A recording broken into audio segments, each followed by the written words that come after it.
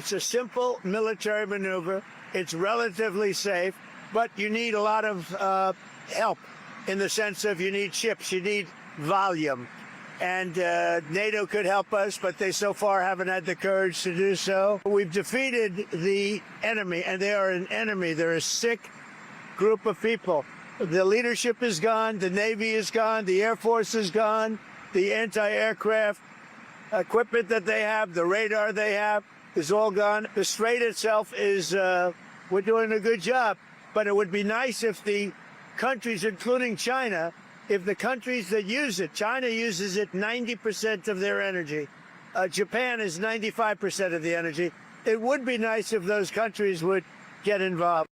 That was President Trump just moments ago saying Iran's military has been wiped out. He also slammed NATO allies for not doing more to help secure the Strait of Hormuz and the cargo and oil shipments. Again, the U.S. and Israel defeated Iran's military. The president reportedly considers, according to Axios, seizing Iran's Karg Island to break Iran's chokehold on shipping through the Strait of Hormuz. Karg Island handles up to 90% of Iran's crude oil exports. Now, 5,000 Marines and sailors getting deployed, also an amphibious warship getting deployed. Joining us now, former Trump Deputy National Security Advisor KT McFarland. It's always great to see you, KT. Thank you so much. Your reaction to this, are we going to see boots on the ground on Karg Island? Netanyahu is also hinting at Israeli boots on the ground. What do you think? You know, I've known President Trump a long time, and if you go back to even Vietnam, he has been so against boots on the ground, occupation forces, forever wars that we can never seem to win.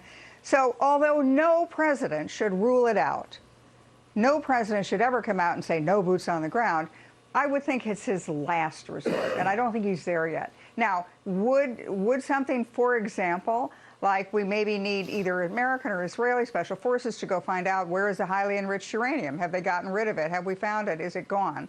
Or maybe, as you say, Karg Island. Now, if there is a military operation on Karg Island, it would be hopefully quick and it would be significant, and we would really, at that point, not only control Iran's oil, would that end the war? If that happened, would doing that end the war?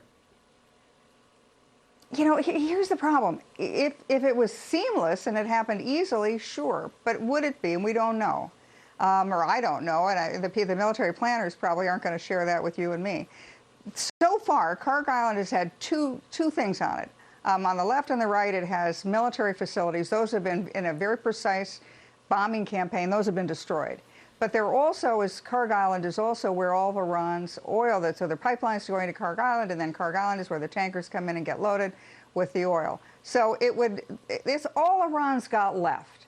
And would it be a significant fight? They don't have much left to fight.